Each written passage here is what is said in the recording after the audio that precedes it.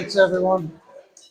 I don't know if any guys here can relate to the awkwardness of being a teenager and trying to date women, but I'm here to tell you if you find yourself unexpectedly single at 60, the awkwardness will be waiting for you right there. It never went away, it was just waiting. Now, I'm not the kind of guy that would awkward and then pick up a microphone and tell that story to other people. But this is kind of about that situation.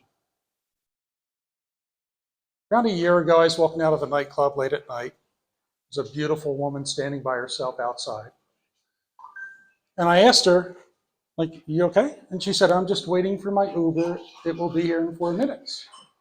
And I said, want me to wait with me, you? And she said, that'd be great. And I'm thinking, how awkward could things get in 4 minutes? Wrong. Within 30 seconds, she informed me that she had been divorced recently. And I said, oh, so have I. And I was not ready. She bombarded me with real questions. How are you doing?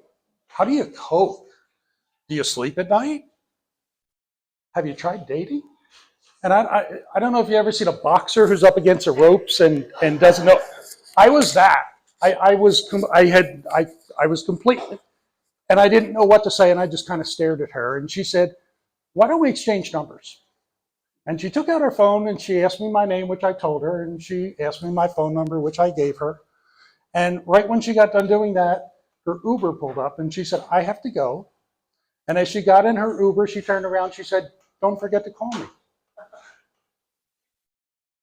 And as the Uber drove away, I realized I couldn't call her. I didn't know her number, and frankly, I'd already forgotten her name if she had told me that, right? So I walked back to my car, and the whole way there, all I could think was, I nailed it. That was a really good moment. Nothing. A couple weeks later, I'm in a different place, a very small, intimate club, and who dances up next to me but I don't know her name, but she danced up right next to me anyway, and I'm waiting for the song to end, and when it does, I said, very smoothly, by the way, I'm that guy who talked to you a couple of weeks ago, and I don't know your name, and I didn't get your number, so I couldn't call you, and she looked at me she didn't run away, I'll say that. So I took that as a good sign, and I pulled out my cell phone, and I tried to get her number, but I don't have to put contacts in a cell phone, so I didn't know how to do that. And just because they call it a smartphone doesn't mean the user's smart, right? So I'm fumbling with my phone, and she grabs it out of my hand, and she writes in her name and her phone number and hands it back to me. And I'm thinking, I was all over that move like an aardvark on ants.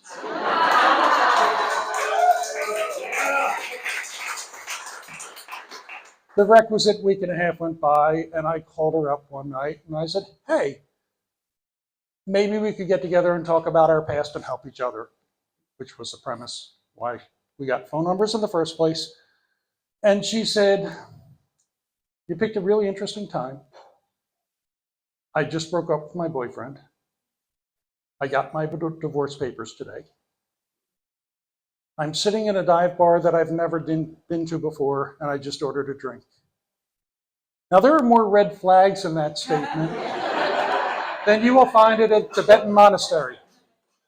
So I did, well, I told her I'd be right over, tell me where she was. So I went over, and I'm so glad I did, because on that night, I started a relationship with a person who is my best friend in the world. And she has helped me through a lot of my challenges, and I've helped her through a lot of her challenges. And it really is the right kind of relationship to help us do what we need to do. So I am not going to tell any stories about awkward on first dates and what happens. But I am going to tell you, I'm so glad that when that does happen, and that does happen, I've got a friend I can talk to. And she does one or two of those things you would expect from a friend. She helps me process the moment, see if I can learn anything from it that I can take forward to the next attempt. And if that doesn't work, she laughs at me.